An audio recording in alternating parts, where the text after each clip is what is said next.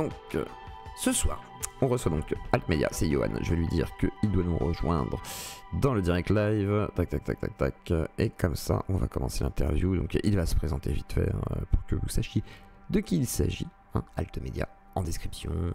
Le petit Altmedia, vous tapez dessus, vous pouvez cliquer dessus. Normalement, ça apparaît pour qu'on puisse cliquer dessus. Et je lui dis rejoins-nous dans le backroom. Dans le backroom, dans le salon direct live, nos clips dans les backrooms, dans le salon direct live. Nos clips dans les backrooms, nos clips dans les backrooms, t'inquiète c'est comme ça, moi j'appelle mon groom. Nos clips dans les backrooms, nos clips dans les backrooms, nos clips dans les backrooms, Ouais, je t'ai 1000 €. Attendez, attendez. Ça, c'est les gens qui connaissent pas bien Discord. Oui, je t'ai 1000 €. Tu peux venir. Tac, tu peux venir. Voilà. Alors, Dieu que tu as été payé pour ton stage chez GSPC. Pas du tout. Ah, si. Non, j'ai menti. Il m'a offert du vin, etc. Donc, sinon, si. C'est comme si j'avais été payé. Quelque part, c'est comme si on m'avait payé. Attendez, il faudrait que je vois si. Est-ce que. Ah, monsieur Pollux, je peux pas le faire travailler. Il me faudrait quelqu'un qui puisse me ramener. Comment j'inviterai Altmedia? Attendez, comment je fais? Attendez, je vais l'inviter. Voilà. Ah, il arrive, monsieur Pollux, il vient faire son travail. Putain, il est génial. Est-ce que tu peux faire venir Altmedia ou pas, toi? Manuellement. Il est où? Je sais pas, il est de. Tu vas dans Général, tu vas le trouver direct normalement. Et il est tout en bas, là, dans le Général. Il est arrivé. Ouais. Altmedia, tac. Il faut qu'il se connecte à un vocal. Ouais, faut qu'il vienne lui-même, donc on peut pas le faire venir comme ça. Ok, bah, faut que je lui dise de venir manuellement. T'as fait un stage chez GSPC? Tu as fait quoi? On a passé une soirée de gauchistes. Voilà. Je sais pas si j'ai le droit de dire ça. Oui, voilà. On a joué aux jeux vidéo. On a fait une soirée, on a parlé. Et, il a cut des vidéos à lui parce qu'il fallait qu'il les envoie. Qu'est-ce qu'il a fait d'autre? Il a... voilà. Rien en fait de transcendant les gars, on a fait une soirée normale en fait. J'étais pas un vrai stage en fait, c'est une blague le stage. Hein. C'est une blague. Non, on n'a pas fait... Ah, par contre on aurait dû faire normalement un live ensemble, mais ce soir là c'était pas possible effectivement. Et moi j'étais éclaté de fatigue, donc voilà. Mais ça aurait pu être sympa de le faire, mais pour lui ça aurait été compliqué ce soir, il y avait beaucoup de boulot. Mais par contre on a fait une grosse soirée. Voilà. Rejoins-nous, je vais dire... Attendez, compliqué. Rejoins-nous dans le salon. Hop là, dans le salon, direct live, sur la gauche, tu as tout. Tac, je vais lui envoyer un lien du salon. Attendez, il y a des gens qui ne sont pas habitués à Discord, donc soyez indulgents, soyez patients, cher chat. Mon interview on est entouré arrive. De boomers. Voilà, mon interview arrive, soyez patients. Vous voulez tout savoir sur yeux clos, soyez patients. Soyez passant, j'arrive pas à parler, hein. Soyez passant. J'aurais dû faire des articulations, et voilà. Sillon, priori de sillon, non, c'est pas ça. Tac, voilà, non, surtout pas. Oh, on se calme dans le chat, top. Alors, Discord, je lui ai envoyé en espérant qu'il arrive à nous rejoindre. T'as une vraie gueule de torche cul. Merci beaucoup, Gabriel Resco. Et... tu sais où je me le torche. Bon bref, du coup. Ah, il est arrivé. Bonjour, Altmedia. Bonjour. Alors, à qui ai-je l'honneur, premièrement? Est-ce Clo ou Zio? Alors, on a essayé de fusionner, parce que, voilà, on a essayé de s'entendre. Mais normalement, t'as affaire aux deux. Leur entité commune. Je de parler à Clo, parce qu'il n'arrive pas à trouver mon nom. Et franchement, ça m'agace. Alors, il est pas là ce soir. Il m'a dit qu'il était sorti, il va acheter des pizzas et que, je sais pas, il paraît qu'il bosse. Voilà. D'accord, ok. C'est bien. Effectivement, mais je lui dirai, je le tiendrai au courant. Je crois qu'il est pas là en tous les cas, me semble-t-il. Normalement, c'est juste une fusion, donc normalement son entité ne peut pas s'exprimer. Faudrait demander à Nicolas pour qu'il puisse. Après, on m'a dit que Dieu était en San Francisco, donc je suis un peu sur mes gardes aussi. Oui, faut se méfier. Bah, il est pas là non plus normalement, hein. Il est un petit peu loin là. Alors, et d'ailleurs, très bonne question d'Enar. Tout d'abord, j'essaye de m'enfuir de cette situation. Qui est l'intervieweur? Mais qui est l'intervieweur? Et qui est l'interviewé? Très bien. Alors, pour commencer, bon, je pense que je vais me présenter un petit peu. Alors, je m'appelle Tony, j'ai 24 ans, je suis de Brest et je suis donc le créateur de la chaîne Alt Media. Donc, en gros, nous, pour expliquer un peu notre démarche, parce qu'on est deux, moi et un ami. Alors, pour expliquer un petit peu la démarche, en gros, si on a voulu t'interviewer toi, si on a interviewé Vincent Lapierre, c'est que on a une démarche, en fait, tout simplement, on est curieux, on a un esprit très curieux. Et on aime bien découvrir différentes idéologies et puis voir si on peut pas trouver un dialogue entre une passerelle entre toutes ces idéologies. Donc du coup, on pense que bah, ta chaîne et aussi celle de Vincent Lapierre, c'est des très bons exemples de ça. Donc ça nous tenait à cœur de t'avoir, tout comme Vincent. D'accord. Mais t'avais fait aussi le canard, si je dis pas de bêtises. Ouais, j'ai fait le canard aussi, ouais, D'accord, exactement. donc pareil aussi avec le canard, donc d'accord, donc toutes sortes de points de vue qui seraient ouverts le plus possible, quoi. Semblerait-il. C'est ça. Et rassembleur, d'accord. Bah alors, du coup tu t'es présenté, donc maintenant je vais me soumettre à l'interview. Je t'écoute, et je ne dis plus rien, moi en tant qu'animateur je te laisse m'interviewer. Donc Tony, c'est à toi pour l'interview de Zio et de Clo réunis dans une seule et même personne. Superbe. Bah alors déjà pour commencer, j'aurais aimé qu'on parle un petit peu de ton parcours. J'ai vu que tu avais fait une FAQ, je me suis empêché de la regarder. Je sais que tu as une histoire avec la toxicomanie et que tu as été dans le complotisme. Donc pour commencer, j'aurais aimé un peu que tu me parles de toute cette période de ta vie. Alors, le premier sujet étant lié au deuxième, je pense, d'une certaine manière, à cause d'une quête sûrement un peu spirituelle débile. La toxicomanie, ça commence par le biais de ma mère, j'aurais tendance à dire, qui était dans le milieu de ce qu'on appelle l'héroïne blanche des années 80, enfin des années 90 même, plutôt. Et du coup, j'ai un rapport à la drogue assez jeune, un rapport à la drogue plutôt de découverte en mode, parce que ma mère s'en est sortie, façon de parler comme elle me le disait. Moi, du coup, j'ai voulu tester en me disant que c'était fort possible de ne pas tomber dedans. Et surtout, je voulais tout voir, mais savoir de quoi il s'agissait. Donc, je lisais les livres de réduction des risques, donc les RDR. Je lisais aussi les livres, par exemple, de scientifiques, etc., pour savoir ce que ça faisait, les études, puis je testais. Et puis, je suis tombé dans une boucle infernale. Et dans laquelle tu as un peu du mal à te sortir parce que tu es dépendant de toi, de ta pensée, du produit, de la rue, soumis à cette rue aussi particulière, donc c'est un autre rapport à la vie, donc ça amène plein de choses complexes. Et après, le complotisme arrive aussi sur le tard de mes 25 ans, l'héroïne arrive à 18 ans, la fume arrive avant, et du coup, le complotisme aux alentours de 25 ans avec la rencontre d'un pote qui me parle beaucoup de franc-maçonnerie à la base et moi ça va m'intéresser plus pour l'aspect, non pas parce que je pense qu'il y aurait forcément un complot qui me nuirait, mais parce que moi je veux devenir franc-maçon à la limite ou des trucs comme ça, et après je rentre sur une voie spirituelle, on va dire à la con, où je passe par l'enfant indigo, le délire radiesthésique, et après sur la médiumnité, tous les trucs comme ça, jusqu'à des délires spirites et tout, jusqu'à la rencontre de pas mal de gens, du milieu de Nurea TV, du souffle du rêve, des festivals un peu New Age aussi, et en vient une dérive jusqu'à l'alchimie qui m'emmène très très loin aussi dans ma consommation de stupéfiants, parce que dans ce milieu-là, on va t'expliquer que ta dérive est due à ton parcours de vie, ton chemin de vie, que si jamais tu le fais, c'est pas forcément si grave, c'est que ça t'amènera et ça te grandira en gros, quoi. C'est pour ton initiation, on pourrait dire. Si jamais tu n'as pas compris, tu passes par là. C'est ça, de la dérive sectaire claire et nette. Et du coup, voyant tout ça, voyant ce que ça apportait aux gens, ce que ça leur faisait en mal, parce que je faisais des fois des tirages de cartes et tout, on m'avait même payé pour un tirage de cartes parce que j'étais très doué pour sonder les gens, on va dire, alors qu'en vrai c'était que de la psychologie et un petit peu d'observation, etc. et de l'écoute. J'ai vu que je profitais des gens et que j'allais les soumettre. Et la drogue, c'est un peu la même chose. Et en fait, il y a eu une sorte de déclic quand j'ai commencé à regarder la tronche en biais, des formats sceptiques et tout. J'ai détesté la tronche en biais au début, mais ça m'a remis en question totalement, par exemple. Donc, il m'a fallu un temps pour accepter d'ailleurs de me remettre en question.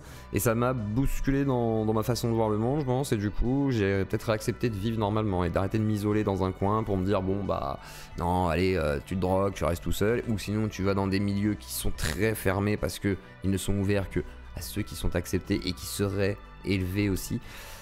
Donc du coup, ouais, j'ai bien compris qu'il y a un truc qui allait pas et j'ai préféré retourner dans le monde. Donc je suis retourné dans le social parce qu'à la base je travaille aussi dans le social, hein, animateur socio-éducatif. J'ai passé un concours moniteur éducateur, j'ai travaillé en tant qu'aide-soignant. Donc voilà, il y a pas mal de choses à la con comme ça. J'ai fait des stages à la PJJ aussi, enfin j'ai fait un stage à la PJJ. Donc voilà, un rapport au social très fort et aussi à l'humain. Donc du coup, au lieu de m'en déconnecter, j'ai voulu m'en rapprocher. Donc j'ai arrêté l'héroïne sans savoir pourquoi. J'ai arrêté la consommation de beaucoup de stupéfiants sans savoir pourquoi. Il y a des petits restes, mais en tous les cas, pas de consommation de drogue dure. Donc c'est déjà un grand pas. Et la dérive sectaire aussi, pareil, il y a une sorte de coupure assez radicale, ce qui fait que je me suis coupé de tout aussi, donc des amis, des liens proches et tout, ce qui a été par contre mon essentiel pendant très longtemps. C'est-à-dire qu'en gros je me suis retrouvé tout seul au point de tout recommencer à zéro aux alentours d'une trentaine d'années, quoi. Donc voilà. Ok, alors du coup, il y a un truc que je trouve assez intéressant. Est-ce que l'arrêt de la toxicomanie est venu en fait avec ta découverte de l'épistémologie? Alors, je pense qu'en fait je connaissais déjà un peu tout ça, c'est juste la mise à jour a aidé beaucoup en tout cas. Elle a aidé. Mais après pas la toxicomanie. La toxicomanie c'est que j'en ai fait le tour en fait. J'ai passé 12 ans à errer là-dedans et tout, à tester énormément de choses, à aller dans des délires très très lointains, à mélanger toxicomanie et spiritualité même, donc du coup... Je pense que j'en avais fait le tour et surtout je savais que je trouve rien de plus. Je savais c'était une quête sans fin, donc il n'y avait pas deux choix. Il y avait le choix de continuer une quête en vain pour rien et de crever comme un con dans mon coin sans profiter de ce que je peux faire de la vie, parce que je suis pas un débile, me semble-t-il. Donc du coup, je me suis dit je vais faire l'autre choix, je vais essayer de faire des trucs. Et il y a une femme que j'aimais beaucoup en plus, donc qui est aujourd'hui à mes côtés. Donc du coup, ouais, le choix était vite fait quoi. C'était mieux de faire l'autre. Et donc du coup, alors c'est via la TEB que tu as commencé à t'intéresser à tout ça, mais tu me dis que la TEB au début tu les aimais pas trop. Qu'est-ce qui a changé ça dans ton... Alors ce qu'ils ont apporté en fait, alors après là ça va être totalement subjectif, hein, c'est ce que ça m'a apporté à moi. Ça m'a permis moi de me rendre compte de comment fonctionnait ma pensée, pourquoi j'ai dérivé, etc. J'ai invité par exemple Renaud Evrard et j'avais lu sa thèse sur la psychologie anomalistique qui traite totalement de ça, c'est-à-dire en gros les syndromes SPT ou même les sortes de traumas que tu vas avoir avec des expériences paranormales qui ne sont pas forcément objectives, hein, mais qui par contre choquent vraiment. C'est-à-dire t'as vu un ovni, parce que pour le cerveau c'est la même chose, tu l'as vu quoi, dans ta tête tu l'as vu. Donc il y a ça en fait qui a été particulier et surtout le rapport après à comment tu gères aussi ce truc là. C'est pas pour rien que ma démarche à moi va être un peu moins dans le jugement, même si des fois je peux faire mon sceptique, mais je vais essayer quand même de garder un peu de recul pour essayer de mieux écouter les gens aussi, de savoir que faut pas leur jeter tout de suite l'anathème absolument, etc. Donc là-dessus voilà, il y a un peu ce rapport là et voilà. Et après le rapport au scepticisme, ce que ça m'a apporté d'autre, pourquoi je les aimais pas, parce qu'ils me paraissaient hautains et que je comprenais pas la démarche je pense, et avec le temps j'ai compris aussi tout ce qu'ils ont apporté dans le domaine de la réflexion sur YouTube.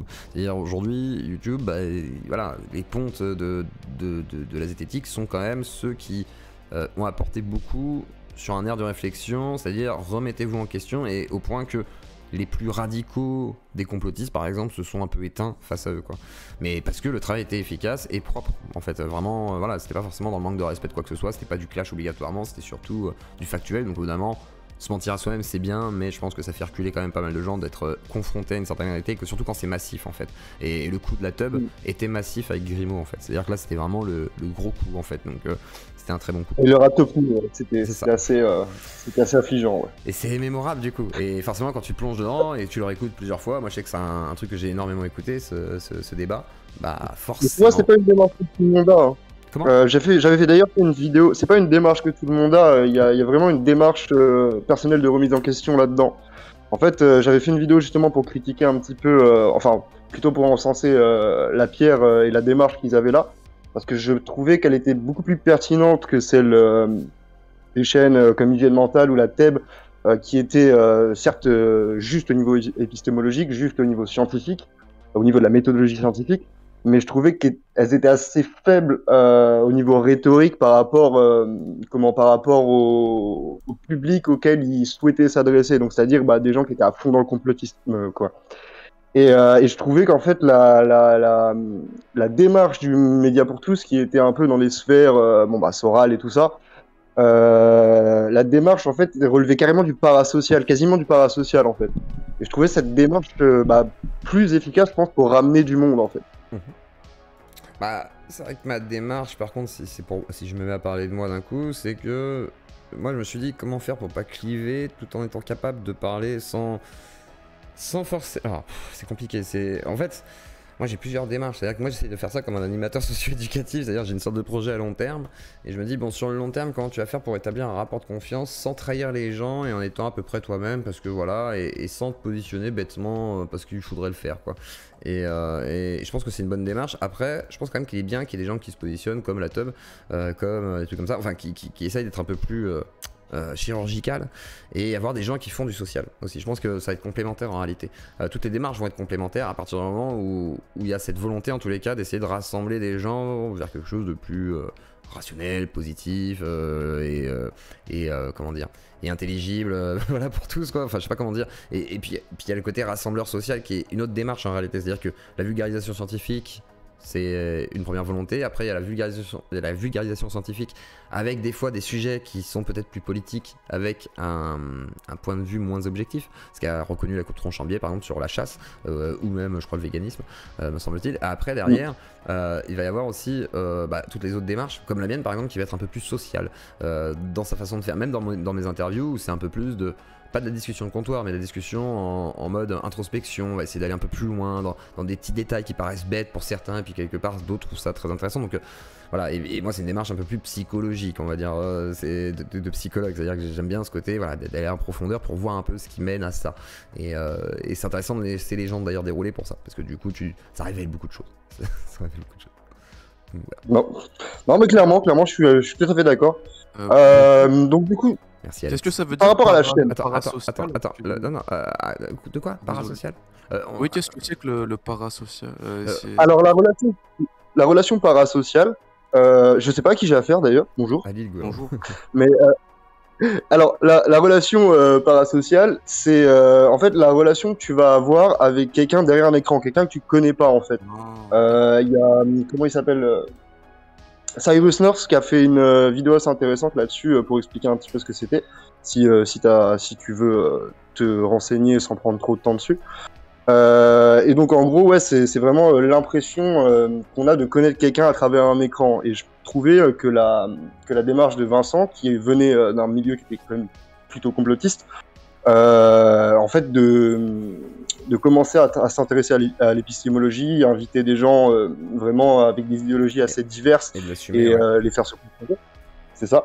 En fait, je trouvais ça intéressant parce que les gens qui étaient bloqués dans ce milieu, en fait, voyaient quelqu'un qui était comme eux via cette relation parasociale et le voyaient évoluer, ils voyaient directement l'évolution de cette personne et je trouvais que c'était beaucoup plus pertinent en fait pour ramener des gens à la raison en fait que tout simplement faire des cours magistraux un petit peu comme Hygiène Mentale peut les faire, quoi. Même si je trouve ça très intéressant et je ne dénigre absolument pas le travail d'Hygiène Mentale, hein, au contraire.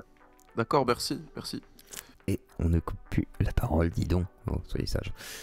Montrez l'exemple, montrez que Zucledi est discipliné. Bon, pardon, excuse-moi, vas-y. Alors, donc du coup, Zio, j'allais te demander, donc par rapport à la chaîne, tout simplement, pourquoi est-ce que tu as lancé la chaîne? Quel projet il y avait derrière? Est-ce que déjà il y avait un projet ou c'était juste comme ça?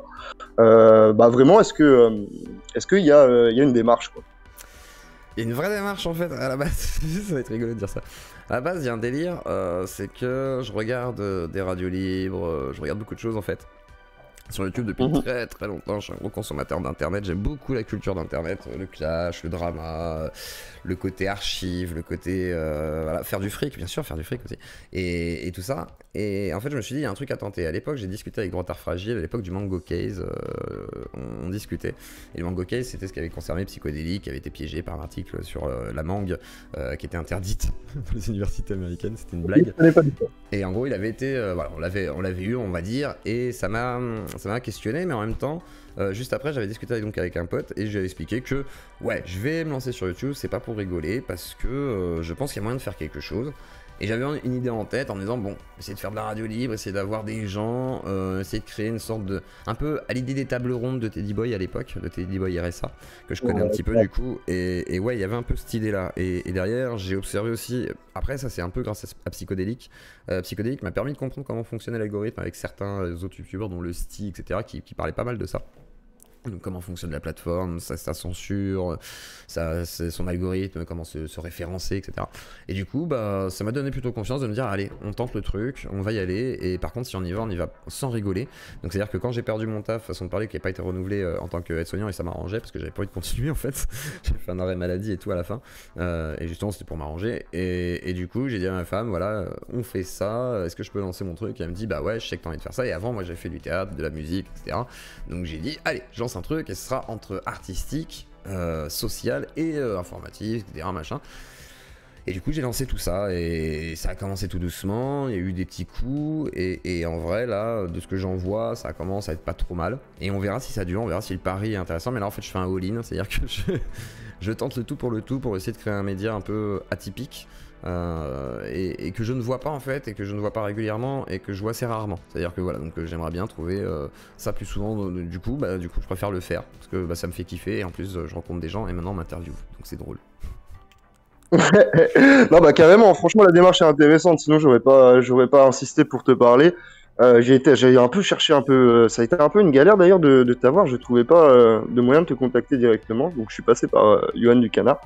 Mais oui, démarche très intéressante et je suis quand même assez souvent tes lives, c'est très intéressant.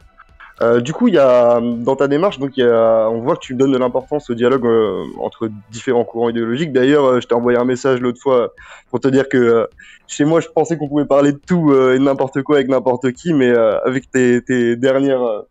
avec tes derniers lives là, notamment avec le cannibale, je me suis dit bon, ok, il est plus fort que moi encore.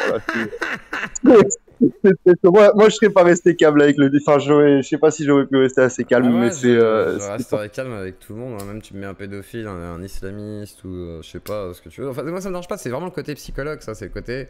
Je veux pas juger, moi, je veux juste comprendre. Moi, je suis pas là pour juger, je suis pas un juge, je veux juste comprendre. Je suis même pas un avocat, je veux juste comprendre. Et après, je vais avoir de l'empathie pour certains ou pas, mais en tous les cas, je veux comprendre. Voilà. Alors, donc du coup là-dessus, j'aurais enchaîné sur mon gros sujet, la cancel culture, et la culpabilité par association. Alors, donc du coup, je pense que là, t'as été, t'as eu quelques lives là, récemment avec Astronogeek, donc on a vu un peu comment ça se passait de son côté, donc avec les vidéos avec Code Reno et tout ça. Est-ce que comment toi c'est vénère. Comment toi tu ressens ça? Comment tu es confronté à cette culpabilité par association et à la cancel culture, notamment sur Twitter? Alors, c'est compliqué. Alors moi j'en rigole beaucoup. Après je me dis je suis pas au niveau d'un Astronogeek, je m'en rends pas compte du chiffre pour Astronogeek. À mon niveau en fait, ça a peu d'impact parce que j'ai pris un choix tout de suite de compte. Alors en fait c'est compliqué parce que ma situation est totalement différente d'Astronogeek. Astronogeek il est observé depuis longtemps comme à la base un vulgarisateur. Donc très sympathique aux yeux des gens, pas de soucis. Et puis petit à petit il y a eu des petits trucs. Un jour il y a eu un live où il a parlé de la Chine, en gros, voilà, il avait pas dit. Il voulait une sorte de. Donc un despote éclairé, voilà, que je dis pas de bêtises comme ça, il débarque pas en gueulant. Un despote éclairé, il a des armes, voilà. Donc ça a emballé. Les gens ont du mal à se dire le truc. Voilà, il a enflammé la toile Twitter. Ensuite, le feat avec Code Reno qui a poussé au paroxysme le truc, et puis après le rake, machin. Donc du coup, il y a une sorte de passage petit à petit. Moi, à la base, on me connaissait pas, mais certains me connaissaient à la gauche, vite fait, comme ça. Et je commence à arriver sur YouTube. Et le premier truc, c'est que j'invite Cro-Blanc en fait, et je l'invite pour parler de son album, donc déjà ça commence mal. Et en fait, j'avais fait ça par anticipation, c'est que je savais qu'il y aurait du drama dans tous les cas, parce que je voulais inviter des gens un peu clivants dans tous les cas. Donc, faut bien commencer un jour, donc j'ai commencé par là, et ça a commencé par un shitstorm interne limite au Discord, et en fait j'ai vu ce qui se passait, j'ai vu un petit peu des tentatives de harcèlement, des trucs comme ça, et en gros j'ai dit ok tant pis, je fais ce que je veux quand même, en fait, allez vous faire foutre, et surtout j'ai imposé ça, c'est-à-dire que j'ai dit oui je ferai ça en fait, je vais effectivement aller dans tous les sens, et je serai complaisant effectivement, et j'ai assumé cette position en me disant dans tous les cas, si on me jette l'anathème de dire ouais t'es un droitard, t'es un nazi, je sais que je l'aurai, je sais qu'il y aura peu d'arguments pour ça parce que on me rapportera toujours Conversano Cro-Blanc, c'est logique. Et puis peut-être un autre droitard, un jour j'invite un autre droitard plus clivant, qui sait, si c'est pas Pasito, je sais pas quoi, imaginons, forcément là ça va, voilà. Mais par contre on oubliera tous les autres gens. de gauche, d'extrême gauche, d'autres choses qui viennent, etc. Parce qu'on veut mettre tout le travail.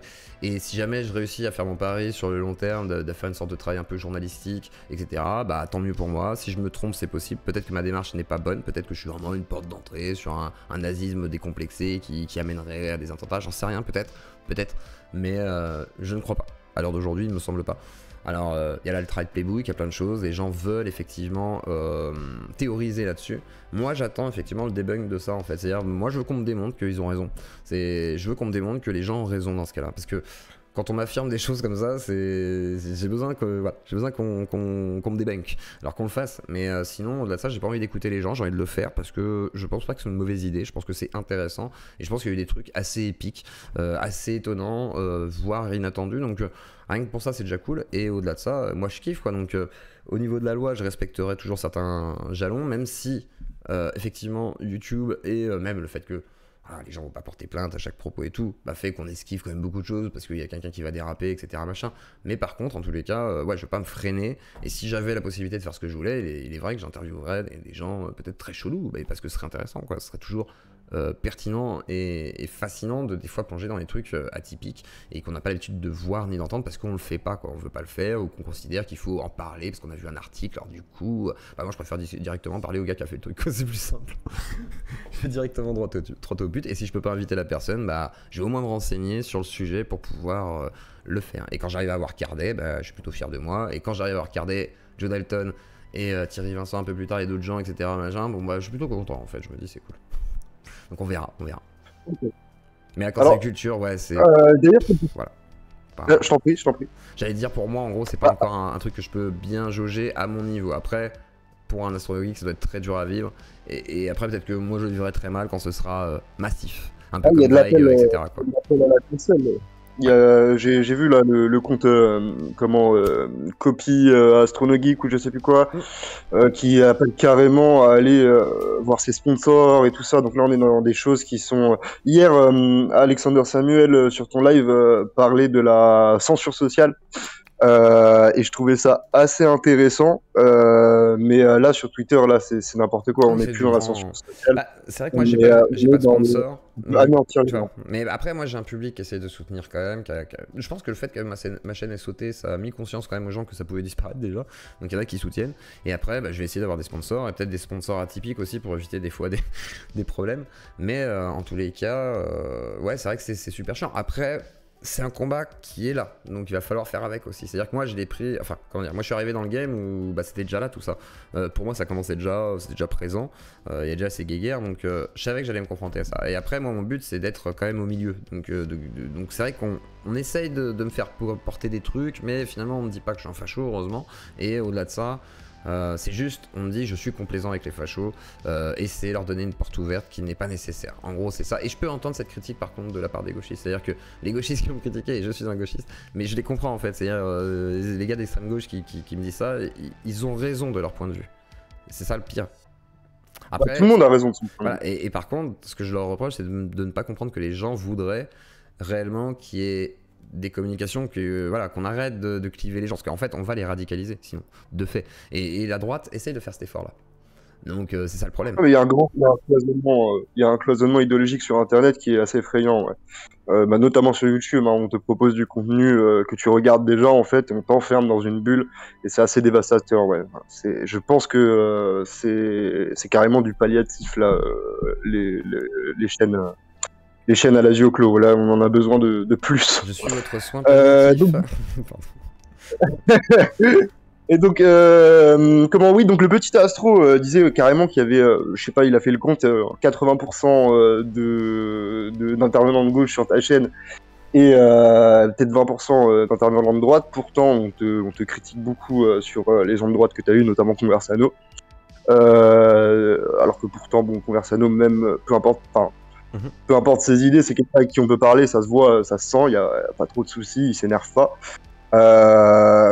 Donc du coup, il y a une part des gens sur Internet qui... en fait, je pense que c'est impossible de se lier d'amitié uniquement avec des gens qui pensent comme nous IRL. Je pense que tout le monde a des amis en fait qui pensent pas comme eux. Enfin, c'est très dur de le faire dans la vraie vie. Je leur souhaite. Je comprends pas pourquoi... Donc je comprends pas pourquoi tenter de l'imposer en ligne en fait. Et je sais pas trop. Je me pose cette question depuis longtemps, d'où ça vient, quel phénomène psychologique il y a derrière. Donc toi, t'as un peu un background là-dedans et la psychologie c'est ce que t'aimes. Alors est-ce que toi t'aurais eu, tu sais, t'aurais une idée, une hypothèse de pourquoi en fait les gens se comportent là sur Internet qui ne pourraient juste pas avoir dans la vraie vie en fait.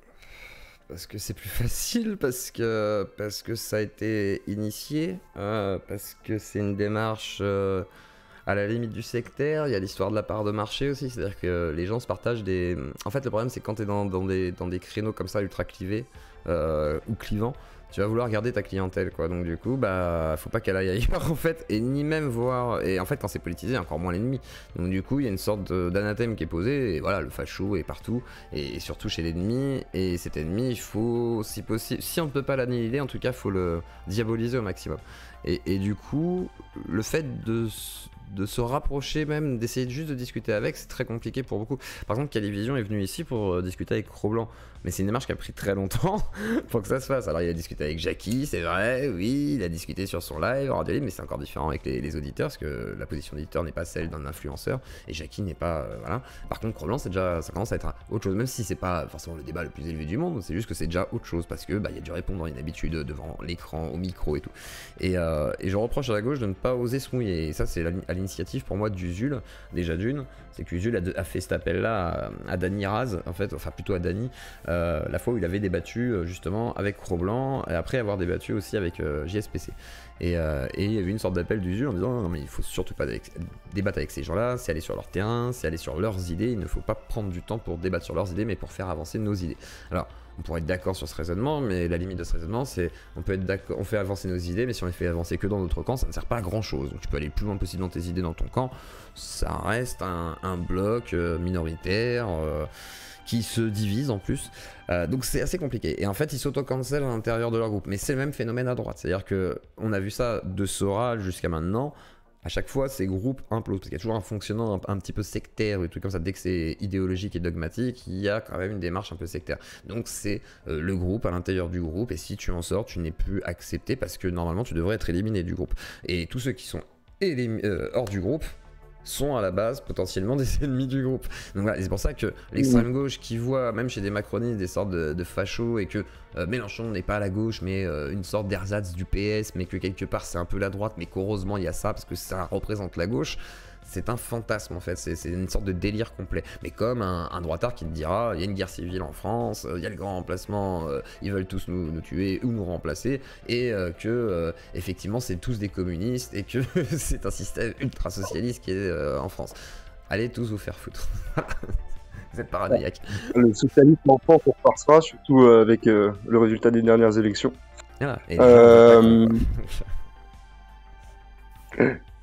ouais, et donc d'ailleurs, je trouvais la tech, je reviens encore sur la radio d'hier, mais la tech de Alexander Samuel me paraît plus intéressante. Donc de dire, moi j'accepte donc d'aller chez les autres, mais je n'accepte pas en fait de donner la parole à des idées contradictoires dans mon camp.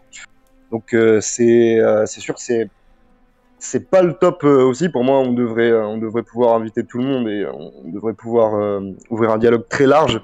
Mais déjà, je trouve ça un petit peu plus réfléchi de se dire, bah écoute, si je peux ramener du monde, en fait, bah là, ça pallie au truc de ça, on fait avancer que notre camp. Là, du coup, on essaie vraiment d'aller chercher du monde, quoi.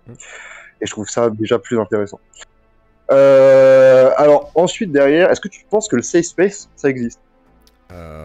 Bah ça existe, oui. Enfin, façon de parler, ça existe, oui. C'est du communautarisme, c'est du façon de parler, c'est ça, oui, c'est du communautarisme. On se retrouve dans une communauté et on reste entre nous. Du coup, c'est un safe space jusqu'à qu'il ne soit plus safe, parce que souvent dans un safe space, il y a aussi un rapport de domination. En fait, le truc, c'est que un safe space, par exemple de gauche, ce serait aussi un endroit où on peut esquiver tout ce rapport de domination face à une oppression ciblé par exemple. Ou pareil pour un safe space de droite, hein, ça existe, hein, et pareil c'est pour évacuer, enfin s'extraire finalement d'une société pour se retrouver entre nous et échapper à quelque chose.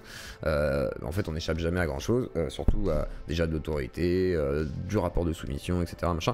Donc je sais pas, moi j'aime pas les safe space, en fait je m'y sens mal.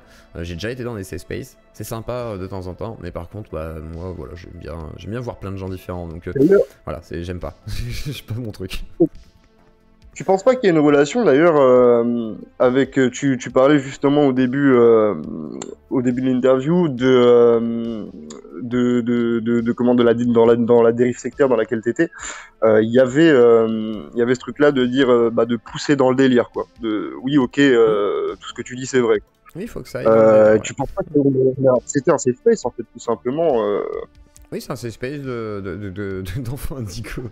Oui, après, c'est pas vraiment un safe space, pareil, là, c'est plus une mouvance en plus où les gens sont tous de potentiels gourous, donc tout le monde essaye de se faire la nique. Bah, c'est un peu pareil avec des influenceurs, finalement, tout le monde est un peu potentiellement le futur Usul, ou le futur Soral, ou le futur Papacito, donc ça se tire la bourre, c'est logique, quoi. Et les safe space, par contre, servent juste à avoir une communauté ultra radicalisée aussi, qui va agir en conséquence, qui va...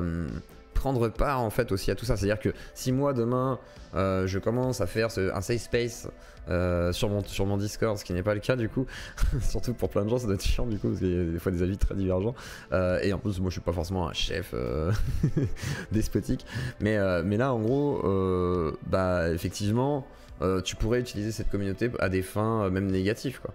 Tu vois, voilà, tu dis, voilà, celui-là, c'est vraiment un youtubeur qui est négatif, qui a chié et tout, bah t'auras forcément une partie de la communauté qui va être un peu actif là-dessus, donc j'aime pas trop, moi, ce truc-là. Après, ça existe, et ça peut amener à des trucs, de dérive sectaire, de toute façon, c'est clair, on était précis.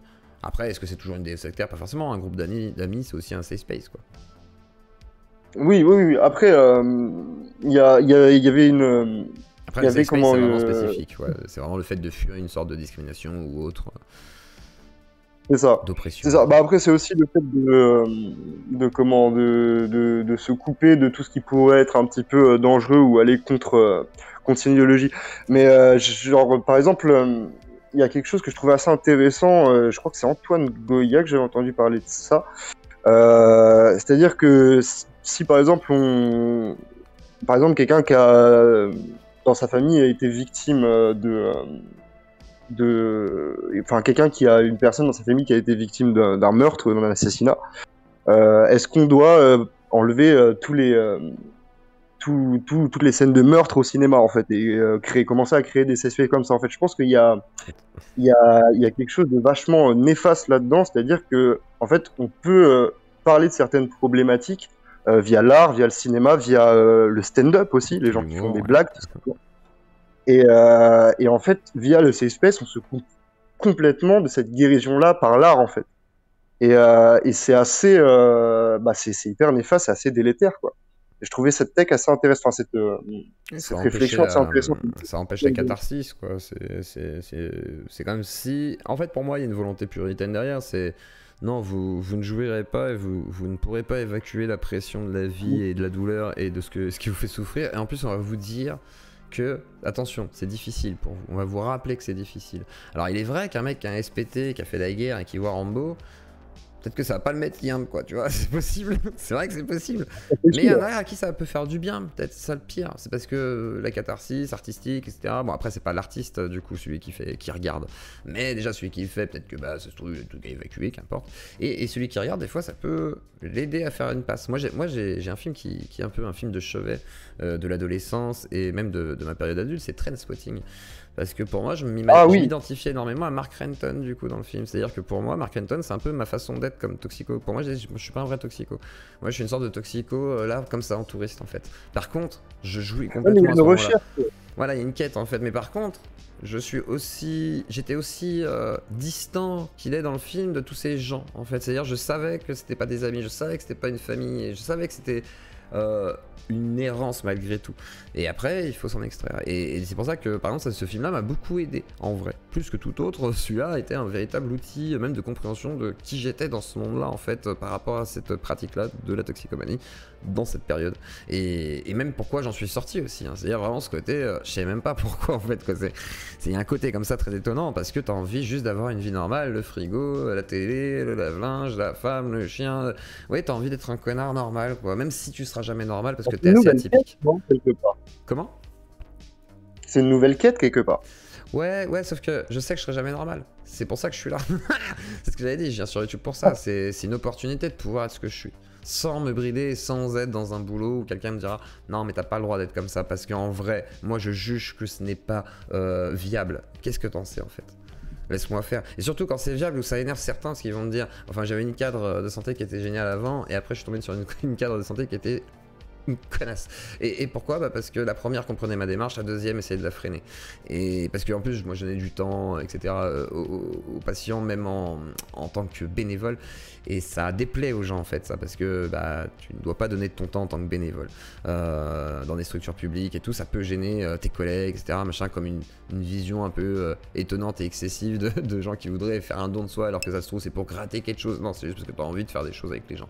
Et c'est très mal compris ça. Donc du coup, la plateforme d'un média me permet de me dire plus tard peut-être que je pourrais même aller dans des EHPAD, filmer des vieux, etc. Interviewer. J'ai envie de faire ce genre de choses, donc du coup, je me dis allez, je me saisis d'un truc où si jamais demain je deviens suffisamment puissant, j'aurai peut-être suffisamment de force de frappe pour dire allez, je peux avoir des entrées où je veux et j'essaierai du coup de faire ce que je veux et les reportages qui m'intéressent, etc. avec un monteur qui fera des trucs propres. Enfin voilà, j'ai des ambitions et j'ai envie de les appliquer. Donc du coup, Ouais, se professionnaliser quoi. c'est ça. D'accord. Alors, donc du coup, moi j'aimerais bien qu'on revienne un petit peu en arrière et bah, que tu me parles de tout ce délire d'enfants indigo et tout ça et de précisément en fait qu'est-ce que c'est les trucs fuck top que t'as fait qu'est-ce qui alors excuse-moi je perds un petit peu mes mots en fait qu'est-ce qui t'a quelle relation t'avais vraiment avec bah, tout ce milieu un petit peu extrême et pourquoi ça t'a attiré tout simplement? Alors, déjà dans tout ce qui est mysticisme et tout, bah, je sais pas, du pendule à tirer des cartes aux gens, en passant par, je sais pas, la petite poupée vaudou, j'ai fait du sel alchimique, j'ai failli aller récolter de la rosée, mais je l'ai pas fait. J'ai été dans des cercles un peu. Du sel alchimique, c'est une préparation avec de l'eau distillée, du gros sel et tout, mais en fait c'est juste une réaction basique, hein. C'est voilà, chimique et tout. Mais en gros, tu fais sécher du gros sel que tu auras fait bouillir dans de l'eau chaude, mais déminéralisé. Et après, tu mets tout ça dans un récipient en verre, parce que le verre, c'est comme l'eau. Bref, c'est des trucs d'alchimiste.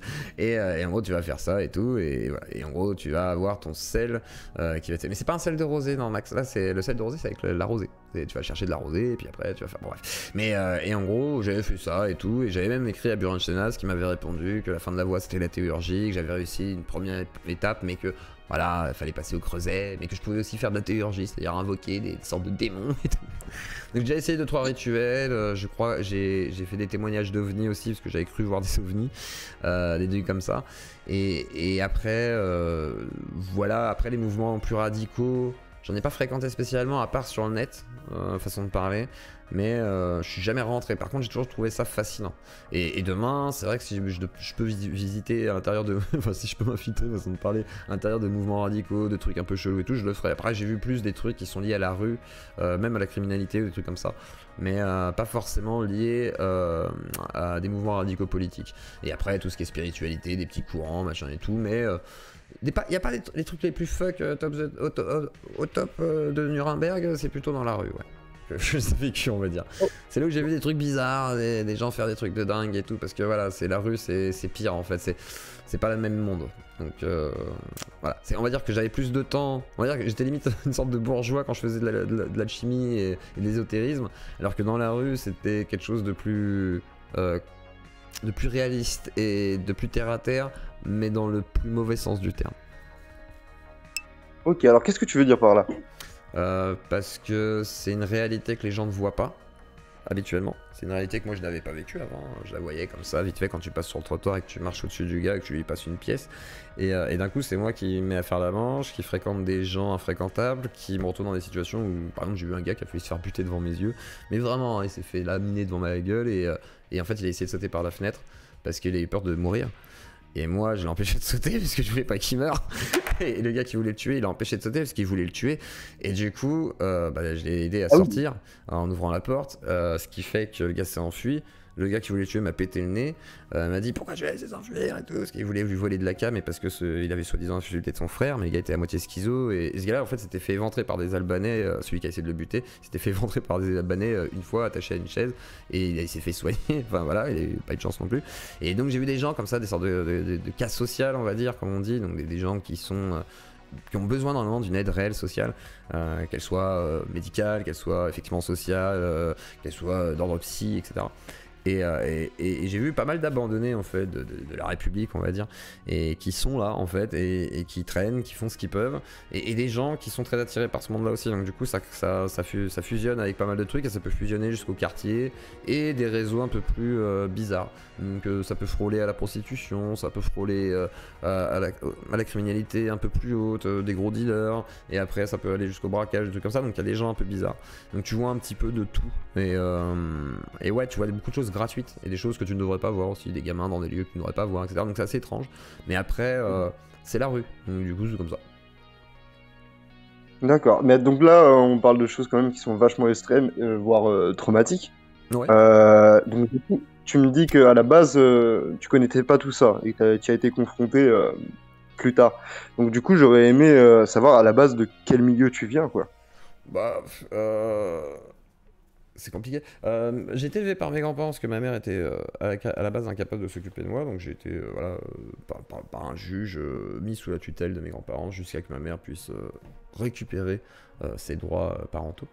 Et du coup j'ai vécu 8 ans avec eux, donc on va dire que de 2 ans à 8 ans, 10 ans pardon, de 2 ans à 10 ans, enfin de 0 à 2 ans j'étais avec ma mère, donc c'était pas ouf, semblerait-il. Moi je m'en souviens pas, mais il paraît que c'était pas ouf, donc je devais pas être bien normalement. Je pense que comme tout enfant qui vit des situations pas ouf avec une mère qui était dans la drogue, c'est pas terrible. Donc du coup voilà, mais mes grands-parents m'ont récupéré, donc du coup j'ai eu une scolarité à peu près correcte. Vu que je suis né en janvier, on m'a obligé à redoubler une classe parce que j'étais trop jeune sinon quand j'arrivais dans la classe d'après, donc on m'a demandé déjà de redoubler une classe, donc ça c'était frustrant. Donc déjà à la maternelle j'avais déjà un mauvais rapport avec l'éducation nationale. Mais par contre j'étais premier de la classe après, j'ai une bonne jeunesse, tout va bien, je suis dans une banlieue parisienne, dans le 94, à Villiers-sur-Marne, et plus tard après, on me dit à 10 ans que je dois habiter avec ma mère. Et ma mère habite à Lyon et moi je la connais pas spécialement, donc je suis pas forcément emballé, mais on me propose d'y aller. Je vais rejoindre ma mère dans la banlieue lyonnaise et du coup je rencontre mon futur beau-père et je dis à ma famille que je n'ai pas envie en fait. Ma famille m'explique que c'est quand même peut-être la place d'un fils d'être avec sa mère. Et je me laisse convaincre, hein, parce que bon, quelque part c'est peut-être pas faux. Et au bout d'une semaine, en fait, j'appelle la femme de ma tante, pardon, la femme de mon oncle, pour lui dire que ça ne va pas. J'ai 10 ans, hein, mais je lui dis non, je pense pas que c'est une bonne idée. Voilà, bref. Et ma famille me dit non, mais il faut quand même que tu y restes et tout, donc j'y reste. Et je fais ma rentrée scolaire, je passe 4 ans avec ma mère, et vient un petit frère, enfin un demi-frère, dans cette histoire, et je m'en occupe pendant 2 ans et demi, où je l'emmène à la crèche, je vais le chercher à la crèche, je vais à l'école, et je sèche les cours, et je change bien 3 fois d'école, on déménage bien 4, 5, 6 fois minimum dans la ville, parce que ma mère a beaucoup de problèmes, elle a une entreprise, non, elle est publicitaire, après elle essaiera de monter une entreprise plus tard, mais elle était publicitaire à la base pour un magazine qui était Maison et Travaux, et elle faisait voilà, un bon salaire, mais toujours quelques petits vices, et elle avait eu des problèmes avec l'URSSAF et tout, et d'autres choses. Et un jour elle vient me voir, elle avait un nouveau mec, et moi ça ne m'intéressait pas, voilà, tout ça, et je commençais déjà à fumer, j'étais pas bien quoi, j'avais 14 ans, j'étais pas bien, et j'avais un petit frère dans les battes, et elle me dit, viens on va partir à La Réunion. Et enfin pas à La Réunion, non c'était en Martinique, maintenant elle est à La Réunion, et elle m'a proposé de partir en Martinique. Et moi j'ai dit quoi? J'ai dit non, je vais pas aller en Martinique, je reste en France et au pire je vais aller chez mes grands-parents et je vais aller voir voilà, mes grands-parents parce que ils sont pas très loin, ils se sont rapprochés, donc non c'est mort en fait. Et ils se sont rapprochés parce que justement c'est déjà compliqué avec ma mère, donc voilà. Et je suis retourné avec mes grands-parents à l'âge de 14 ans et demi quoi. Et là j'ai fait toute une adolescence un peu étrange, ballottée du coup avec mes grands-parents où c'était très dur comme rapport parce que je suis un adolescent. Je commence à connaître un peu des milieux un peu plus adultes, un peu plus bizarres.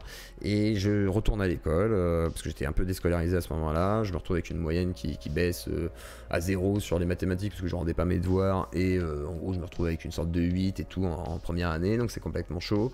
Et après j'arrive à remonter un peu ça mais je suis pas motivé. Je fais une première année de BEP électrotechnique qui ne me plaît pas et après je vais dans la rue volontairement et après en vient un premier procès pour une détention de cannabis toute bête et je prends cher parce que j'ai une avocate qui va dramatiser mon cas en disant que je suis un enfant abandonné et que ce n'est pas de ma faute et tout, mais sauf qu'on était deux au procès, qu'il y en a un qui se défendait face à moi parce qu'il y avait des accusations qui étaient faites et tout et je me prends 50 sur 6 mises à l'épreuve, ce qui est très long. Et je comprends que ça va être compliqué, que je peux pas rester chez mes grands-parents, ça m'énerve, et je demande en fait un placement éducatif, pas parce que voilà, ça s'est passé mal entre mes grands-parents, c'est pas eux qui le demandent, c'est moi qui le demande, et je fais mon premier placement éducatif de 17 ans, et à 17 ans je me fais virer de mon appart éducatif parce que je suis un sale con et que j'ai pas besoin d'aide en fait au niveau de... Enfin, j'avais pas besoin de ces aides là et j'avais eu en plus un conflit avec des jeunes, et moi je suis un peu... particulier dans mes réactions, donc quand on me dit tu es viré de ton appart, moi je vais y retourner et j'y suis retourné parce que j'avais mes affaires là-bas et tout et du coup on m'a viré, j'ai jamais récupéré mes affaires, c'est la première fois que je perds mes affaires et du coup voilà, donc je viens d'un milieu entre un grand-père qui était chef d'entreprise à Kaiser Compresseur et donc une entreprise de compresseurs voilà, d'air comprimé tout simplement, et qui a perdu sa boîte, donc, qui a tout perdu, qui était surendetté, et une mère toxico qui a travaillé dans la publicité une fois qu'elle a été sortie de tout ça mais qui avait beaucoup de mal à vivre, donc j'ai été ballotté entre ça et puis après la rue, donc c'est un parcours un peu particulier et assez chaotique, donc, voilà. Ok, donc du coup, ouais, la transition entre la famille et la rue, elle est pas non plus, elle vient pas de nulle part. Il y a eu quand même une petite descente, dans ton moral et dans ta vie, tout simplement. Ah bah clairement, ouais. Ok. C'était une descente aux enfers, comme on dit. Mais avec beaucoup de positifs, c'est-à-dire que moi j'ai pas... Comment dire? Moi je suis très content, c'est bizarre de dire ça. Je suis très content d'avoir vécu ce que j'ai vécu en fait. En gros, après je suis un miraculé, c'est ça, moi je dis que je suis un rescapé. Je suis pas un miraculé mais plus un rescapé, comme je l'ai dit dans le chat. Moi je suis un rescapé de la cam, de ce milieu-là. Après, j'ai kiffé. C'est-à-dire que j'ai pas regretté par contre. C'est-à-dire que j'ai un... Voilà, j'ai un vécu que peu de gens ont, j'ai vu des gens qu'on ne voit pas habituellement non plus. Donc c'est cool en vrai. Enfin, c'est cool dans le sens où j'en ai tiré quelque chose moi. Après, je ne souhaite ça à personne. Mais moi, j'ai pu en tirer quelque chose. Après, je le souhaite à personne. C'est ouais. La nuance est là. Ok, d'accord. Et d'ailleurs, je me demandais, alors c'est tout bête, mais il y a pas mal de sons de teuf souvent au début des lives, il y a des sons de teuf. Et nous, en Bretagne, c'est quelque chose qu'on connaît pas mal. Il y a beaucoup de tawa, comme on dit ici. Ouais. Du coup, est-ce que tu as un rapport avec le monde de la teuf? Ouais, j'ai fait beaucoup de teuf. Ouais. J'ai fait beaucoup de festivals aussi de musique, d'art, de rue. Et pas mal de teuf avec des potos. On a même organisé des petites et tout, c'était mignon. Et ouais, j'ai un petit rapport à la teuf et au rap assez proche. Mais après, voilà, j'aime ça, ouais, j'aime la musique, donc forcément, voilà. Et après, j'ai fait beaucoup de teuf parce que c'était un milieu particulier. Mais j'étais pas non plus un accro. En fait, voilà, c'est pareil, j'étais pas un teufeur comme. Alors, je m'habillais en teufeur pendant un temps, mais j'étais pas un teufeur dans l'âme comme certains, c'est-à-dire en mode sectaire, justement, genre on va tous les week-ends à la teuf. Il est où le site? Il est où le site? Donc voilà, mais par contre, ouais, c'est cool quoi. C'est festival en plein air, mais en mode encore plus débridé, donc c'est vachement cool. Mais par contre, je me suis tapé les pires perches là-bas, du coup. Là. C'est-à-dire quand je me suis pris pour le Christ, Oui, c'était sous acide, dans une teuf, et la goutte était bonne. Voilà, c'est tout ce que je peux dire. Attends, tu t'es pris pour le Christ? Façon de parler, c'est j'étais en mode non, je me suis pas pris pour le Christ, mais c'est une façon de parler, c'est genre je marchais un peu les bras écartés des fois et je touchais les gens, je parlais avec eux et tout, et ils se mettaient à pleurer, des trucs comme ça, il se passait des trucs un peu improbables et moi j'étais dans un délire en mode je sonde les âmes. Et du coup, j'y ai cru quoi, j'étais bien perché. Et je faisais des danses où j'ai l'impression de me transcender ce soir-là et tout, par exemple. Et là, l'écoute était très forte. Et c'est le fameux soir où j'ai expliqué que je m'étais mis sur un banc. Je disais, Mais en fait, je veux partir de ce monde matériel de merde parce qu'au-dessus, il n'y a pas de Dieu, il n'y a rien. Et moi, je veux être dans rien. Je me suis mis sur un banc et j'imaginais qu'il y avait une sorte de canal de lumière qui passait par mon chakra du cœur et le fil d'argent que je le voyais. Et du coup, j'imaginais que je pouvais le couper. Et du coup, je me suis pris pour un hacker et que j'allais hacker ma vie. Et bah, du coup, ça n'a pas marché. Et après, je suis au bout d'une heure sur le, sur le banc, je me suis relevé. Et j'ai été retrouver des potes et j'ai fumé un joint et j'ai dit bon on va discuter du coup et on a discuté, c'était vachement cool. Donc voilà. Ok. Et donc du coup, genre, t'as une vraie quête de spiritualité et du coup avec ça, avec ce que tu viens de me dire, je me demande, est-ce que t'as essayé de te tourner vers des courants religieux? Est-ce que t'as été croyant en fait à un moment dans ta vie? Alors, j'ai été Est-ce que t'as essayé de te baptisé, tourner vers des... j'ai été Ok, baptisé à ok, 13 donc ans. dans l'église catholique? Comment Dans l'église catholique? Église catholique, ouais. Lyon 6. Ok, d'accord. Et à un moment, quand t'étais un peu dans tes délires spirituels, est-ce que t'as essayé d'aller vers des courants plus classiques, justement, de la spiritualité? Alors j'ai été rencontrer les cathos intégristes de ma région là. C'était rigolo. Ah oui, Mais là je me ah oui, suis t'es pas dit bon là extrême, c'est un peu... Ouais, tellement d'extrêmes, c'est assez ah mais je dingue. suis curieux moi. Non mais moi je suis curieux, je veux voir en fait. Je me dis, il y en a ils me font des promesses, ils me disent ouais avec moi tu vas rencontrer Dieu. Je fais ok montre-moi. Moi je vais voir les marchands de rêves et je fais vas-y fais voir à quoi ressemble ta cam. Donc du coup non je suis allé voir quoi, mais c'est voilà. Après j'ai jamais été voir les muses dans le sens où bah je me sens pas musulman. Mais, c'est pas... mais après le soufisme m'intéressait. Je voulais être juif à la base. La branche ésotérique. Non, c'est vrai, en plus je voulais être juif à la base. Ça c'est une petite confession, je voulais être juif quand j'étais gamin, mais c'était trop compliqué. Ouais, c'est très compliqué, ouais. Voilà. Et non, c'est parce C'est que des j'aimais années, bien des Rabbi années Jacob de- et j'aimais bien la mystique juive aussi. Bon bref, c'est comme ça. Mais j'aime bien en fait la mystique, donc j'aime bien la théologie à la base. J'avais un pote qui était théologue, enfin théologien, façon de parler. Je sais pas si on dit ça. Oui, théologien et théologue, je crois. Et en gros, bah, il étudiait ça, et il étudiait tout ça et tout. Et j'adore parler du coup de théologie, de trucs comme ça. Ça me fascine, la symbolique, les machins et tout. Et après, par contre, la spiritualité, j'ai beaucoup exploré des courants, mais à chaque fois, j'ai vu pour moi des gens, comment dire, aussi déséquilibrés que moi. Du coup, j'ai pas confiance. J'ai pas confiance à leurs croyances. Je me dis, ouais, mais du coup, je suis pas sûr, quoi. Donc, du coup, il y a un côté comme ça où, ouais, j'ai du mal, en fait. J'ai toujours été bloqué par ça, par contre. Tu vois, c'est ce qui m'a empêché de partir en couille dans les courants complets, quoi. Donc, voilà. Ok, d'accord. Ouais, t'avais l'impression que les gens devaient. Ok, d'accord. Donc, t'avais une relation. Ça tient pas ses promesses, tu vois. Genre, en fait, c'est triste ce que je vais Ouais. dire. Et là, c'est pas de l'apologie que je vais faire, mais en gros, la drogue tenait ses promesses pour le prix que ça valait. Alors que la spiritualité, pour moi, ne tenait pas ses promesses, voire m'enfonçait plus loin, en fait, dans mes problématiques. Donc, ça ne m'aidait pas forcément. C'est-à-dire, la promesse de la prière pour te sortir de la drogue. Non. Et quand le gars te dit ça, tu vois, je peux pas le prendre au sérieux en fait. Je sais que je peux pas le prendre au sérieux. Et après, il peut me dire, oui, moi, ça a marché très bien, c'est très bien, mais on est tous différents. Et là-dessus, en fait, j'aurais voulu que les gens soient moins fermés, moins dogmatiques. Mais c'est pas le cas en fait. Je peux pas espérer ça parce que de toute façon, c'est normal, ce sont des religions. Et pour religarer, il faut un dogme. C'est normal. Ah, bah tiens, d'ailleurs, Religaré, c'était le nom de la série avec laquelle on a commencé la chaîne. On était parti un peu dans l'idée d'aller voir les gens qui venaient des trois grandes religions abrahamiques. Bon, le projet a un peu tombé à l'eau, mais c'était très intéressant quand même d'aller rencontrer des gens d'un peu partout. Et ouais, non, il faut pas en vouloir aux croyants d'être dogmatiques. Non, c'est normal. De toute façon, on est tous dans une certaine mesure dogmatiques. Je pense. Mais oui, après moi, tu vois, j'ai été fâché assez longtemps avec ça. J'aimais vraiment pas les gens dogmatiques quand j'étais plus jeune. Notamment, bah, je regardais beaucoup la TEB, hygiène mentale et tout ça, et ça commençait à me... Bah, en fait, les discours religieux commençaient à m'énerver, mais ma sœur est catholique. Donc très pratiquante, très croyante. D'accord.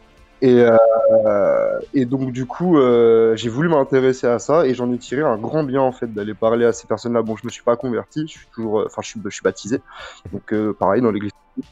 Mais j'en suis sorti grandi vraiment et ça m'a vraiment intéressé. Tu t'es réconcilié en fait, je pense, avec eux. C'est ça aussi, c'est se réconcilier avec les gens. Enfin, moi par exemple, les complotistes. Je peux reparler avec des complotistes maintenant. Il y a eu une période où je pouvais plus. Une période j'étais là. Ouais, Complotiste. J'étais là en mode ou New Age. Voilà. Bon, aujourd'hui je suis plus calme. Je me dis bon, les gens sont ce qu'ils sont. Et surtout en fait, je me mets à la place des personnes, c'est que je sais quand même ce que c'est d'être dedans. Et quand t'es dedans, tu vois rien. Enfin, Et ça veut pas dire que t'as tort en plus, ça se trouve t'as peut-être raison, j'en sais rien, ça se trouve c'est moi qui ai tort, hein. Je veux dire voilà, vous faites ce que vous voulez. Mais je veux dire, au-delà de ça, je sais qu'on ne voit pas, bah du coup c'est normal, enfin on est dans notre truc quoi, donc dans tous les cas c'est comme un drogué quoi, un drogué dans son truc, c'est pareil, tu vois, tu vas pas lui dire change, bah, il va dire oui, t'es gentil, je vais changer, ouais, mais il changera pas. Tu vas pas dire à un mec qui croit des trucs chelous, la terre est plate, tu vas pas lui dire changer comme ça, par contre faut lui parler, il faut garder la main tendue et surtout c'est important d'avoir le dialogue même pour nous, c'est-à-dire que même si vous, par exemple, vous êtes sceptique ou croyant, etc., et que vous détestez les sceptiques, vous détestez les croyants, bah parlez-vous en vrai. Parce que ça vous rabibochera au moins avec ce côté qui fait que vous croyez que vous détestez ces gens. Parce que vous détestez pas les gens, vous détestez ce qu'ils représentent dans l'opinion qu'ils véhiculent. Mais ça se trouve, au fond, ils sont pas l'opinion qu'ils véhiculent. Et c'est ça le plus intéressant chez les gens. Voilà. Ma femme, elle pense pas forcément comme moi politiquement, hein, je m'en bats les couilles. On peut faire des enfants en plus, c'est ça qui est beau. Donc voilà. Ouais, donc du coup, tu l'as dit, t'avais pas forcément une recherche classique dans ta consommation de drogue, pas forcément dans l'autodestruction et tout ça, mais plutôt dans la découverte, dans l'expérience. Du coup, qu'est-ce que t'aurais, même si t'as pas ce rapport qui peut être un peu classique d'autodestruction, est-ce que tu aurais quelque chose à dire à des gens qui sont encore dans ce milieu-là, quoi? Est-ce que tu aurais un conseil, tu aurais quelque chose, tout simplement, peut-être une voie pour essayer de s'en sortir ou tout du moins de trouver des réponses à ces questions, quoi? C'est dur. Une voie pour s'en sortir, je sais pas, moi je m'en suis sorti par hasard, j'ai l'impression. Si, aller voir des psys. Ah oui, c'est en fait, si jamais t'as un trouble psy, va voir un psy. Si t'en as pas et que ça va pas, va voir un psy. Si t'as des problèmes sociaux, d'ordre social, va voir une assistante sociale, un éducateur. Je sais que c'est dur, mais ça fait mal à l'ego, mais ça fait pas de mal de se remettre à quelqu'un, et pas forcément qu'à Dieu. Ça ne t'empêche pas de t'en remettre à Dieu aussi, peut-être, mais pas que.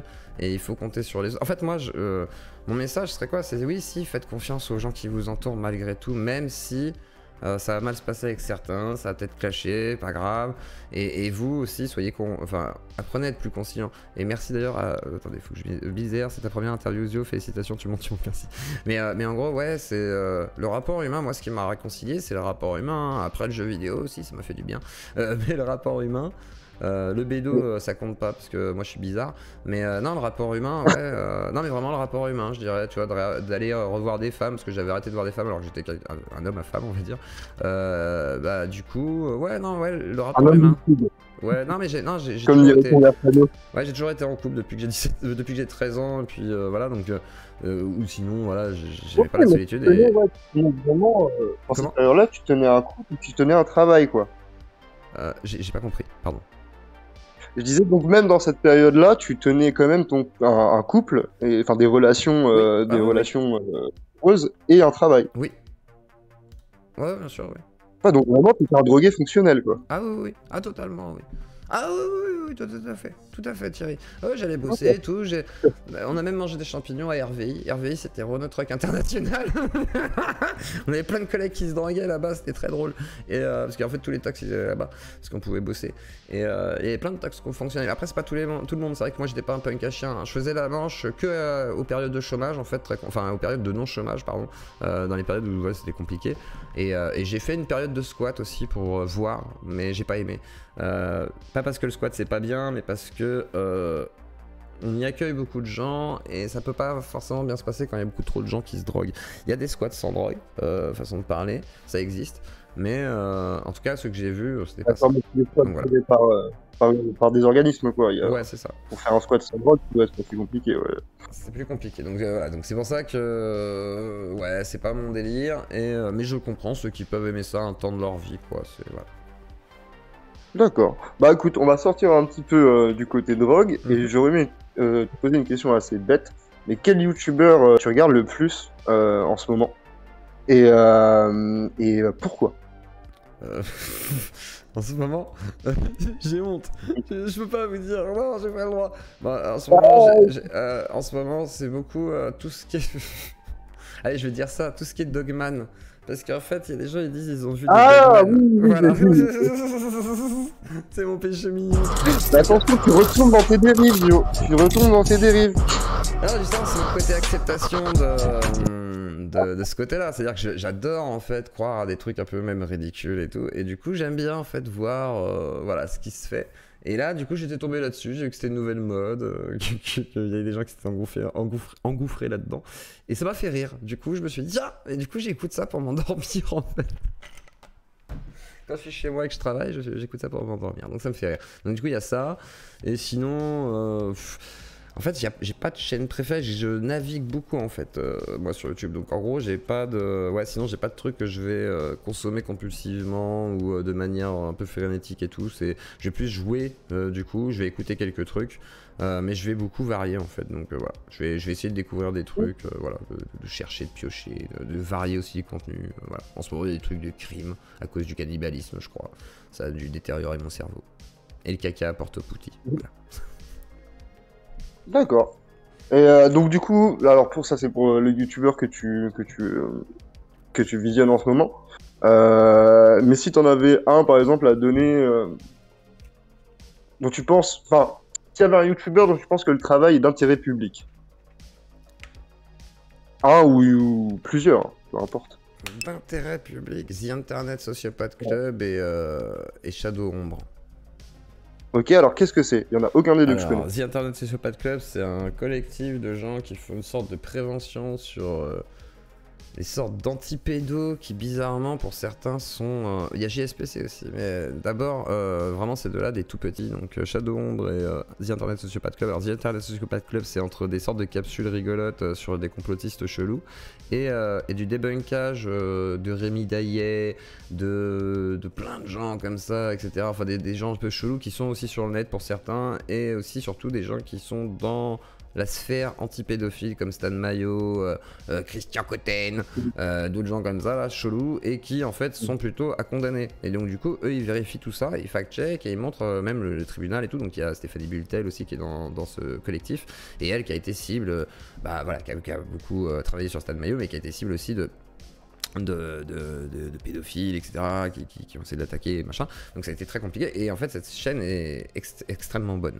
Et évite de croire qu'il y a des formations qui kidnappent des enfants pour les violer et en extraire de l'adrénochrome avec de la cocaïne et les rendre aux parents après qu'il y a eu des kidnappages d'extraterrestres, par exemple. Et ça évite aussi que des gamins se fassent enlever à la ZE.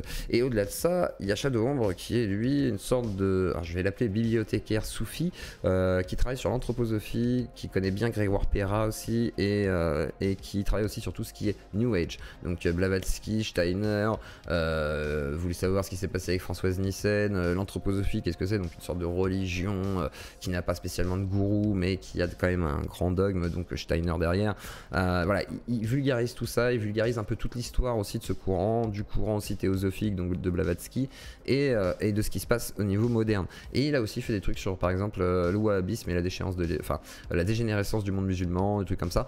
Donc c'est deux chaînes, on va dire, d'intérêt public à mes yeux, et très intéressantes, et vraiment d'intérêt public, parce que ça traite d'affaires qui sont judiciaires aussi, donc voilà, qui sont pénales pour certaines. Donc voilà, c'est... Et aussi JSPC, oui, JSPC, et Yeux Clos, et Alt Media, et le Média pour tous, et Canard Facteur. Voilà, quand j'aurai fait la liste. Et Psychodélique. Ok, comme ça. Et Psychodélique, ça y est. Et il y a son allié et toute la Z qui est venue et qui viendra. Voilà, bisous. Ok, d'accord. Et donc du coup, ouais, d'ailleurs, les métazets. Alors, j'ai vaguement entendu parler de ça. J'ai vu que tu avais fait plusieurs lives pour en parler, mais j'ai pas trop compris en fait ce qu'ils faisaient les types.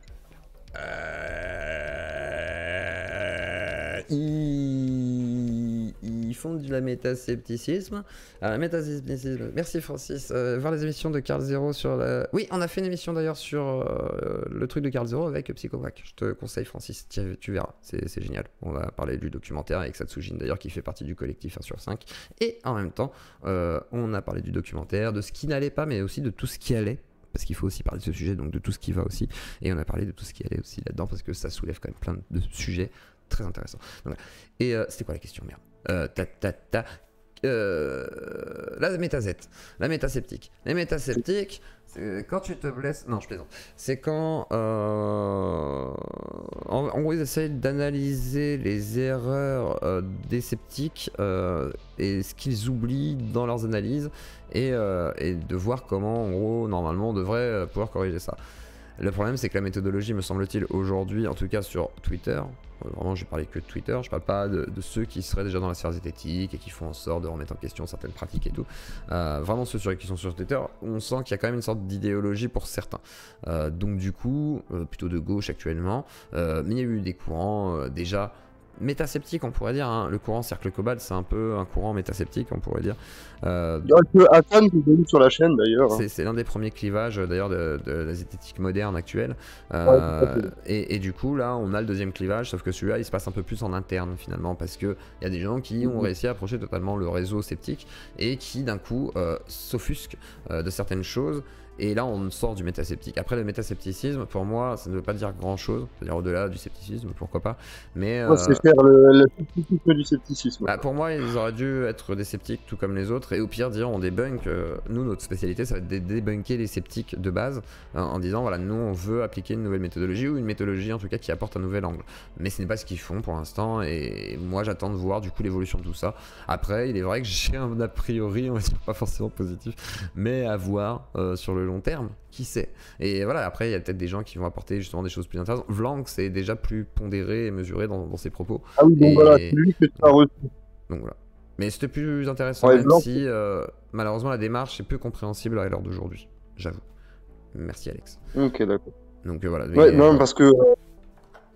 Vas-y. Ouais, parce que du coup, j'avais vu, donc, j'avais survolé l'interview que tu avais fait avec Vlanx, oui, c'est ça, il me semble. Et c'est ça, hein. Ouais, c'est ça. Pas de bêtises. Ouais. Et en fait, j'avais l'impression que, on revient un peu à ce que je disais tout à l'heure. En fait, on revient au délire du safe space. En fait, j'ai l'impression que c'est vachement ça. En fait, en fait, il y a une espèce de tentative d'intrusion assez pernicieuse de la zététique par des idéologies politiques, quoi. Bah là, c'est... En fait, c'était à prévoir, hein, c'est logique. Même Hassan, le reproche qu'on pourrait lui refaire, ça va être ça aussi, je pense. C'est de vouloir aussi amener une certaine idéologie sans le faire exprès, quoi, je pense. Enfin, sans le faire exprès, ou peut-être volontairement.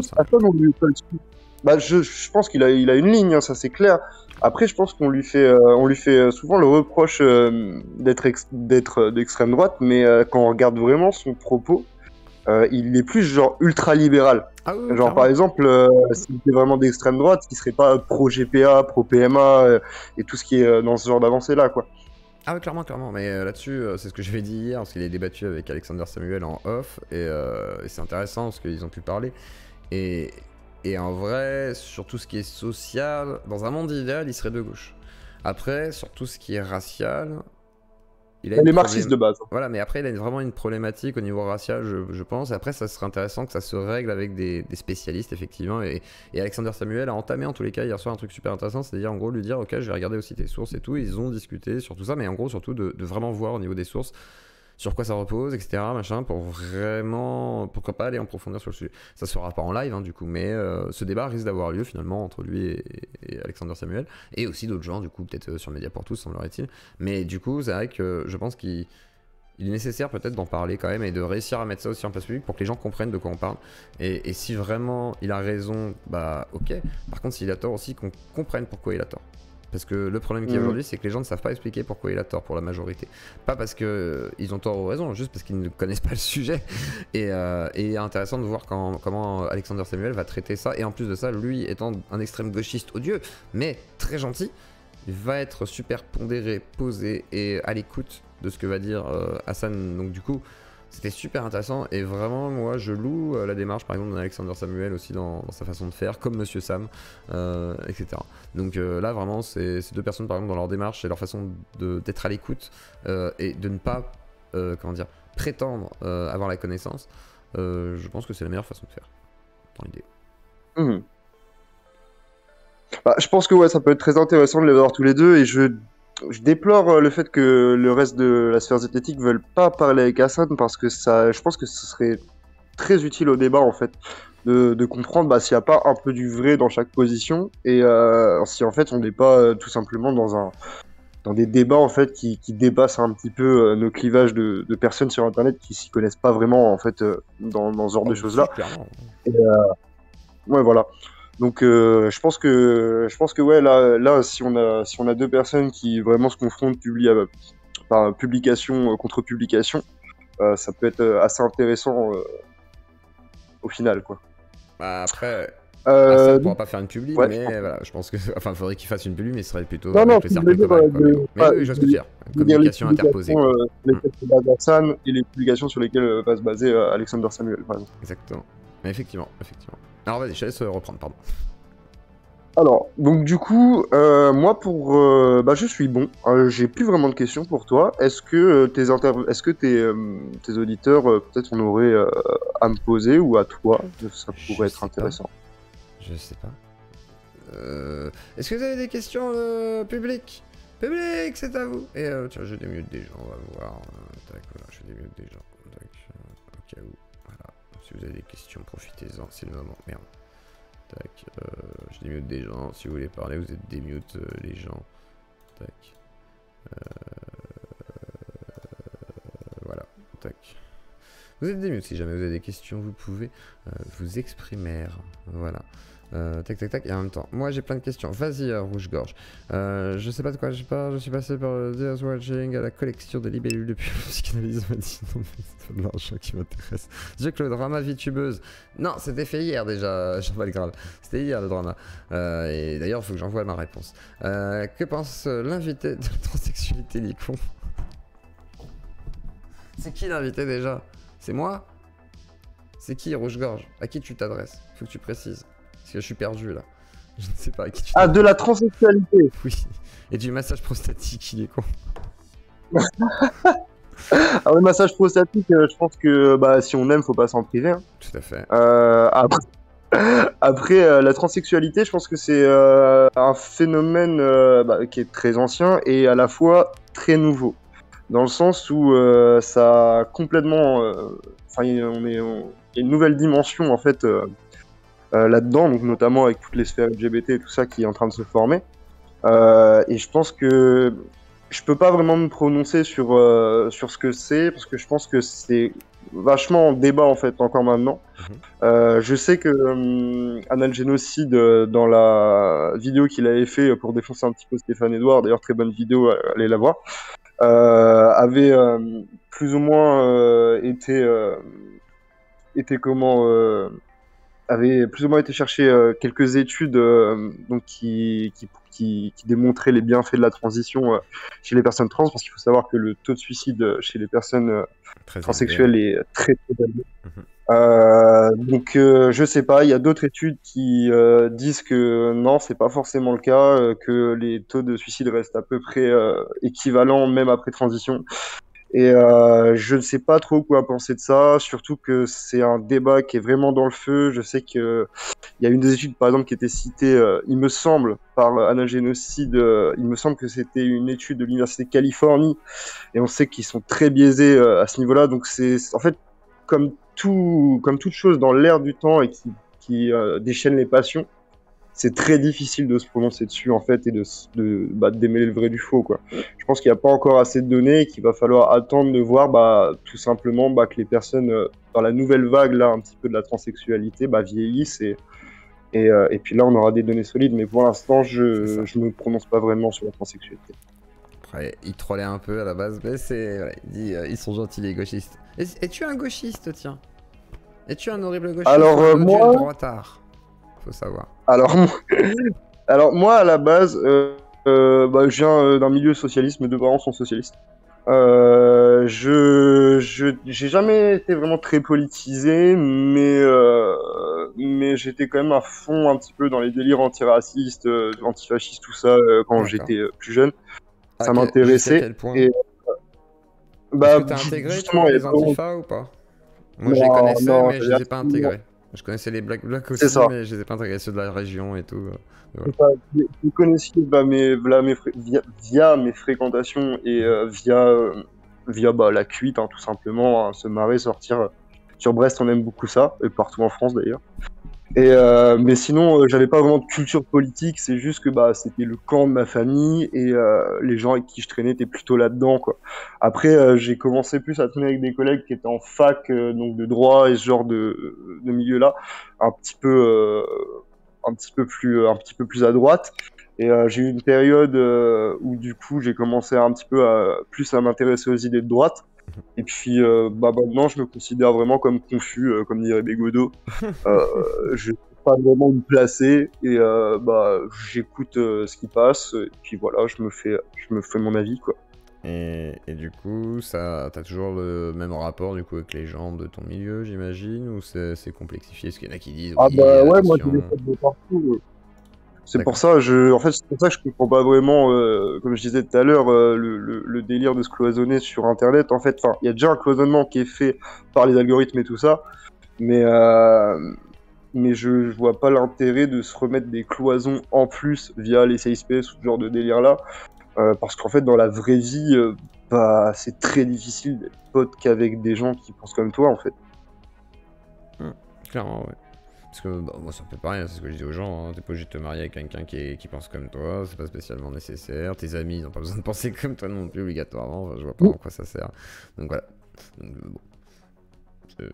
Non, voilà, exactement. Donc, et alors, du coup, toi, ce qui t'a poussé à aller là-dedans, donc c'est la découverte des gens et tout. Et tu veux aller où avec ta chaîne? Tiens, jusqu'où tu veux aller? Alors, moi, Tiens, pour pour toi, l'instant, que je compte continuer à faire des interviews. J'aimerais bien commencer à organiser des débats, un petit peu bah, pour l'instant, plus tu sais, comme la chaîne Débat d'idées, parce que j'ai pas trop de moyens, mais au fur et à mesure, peut-être aller plus sur un truc genre le crayon, tu vois, genre si j'ai plus de moyens, tu vois.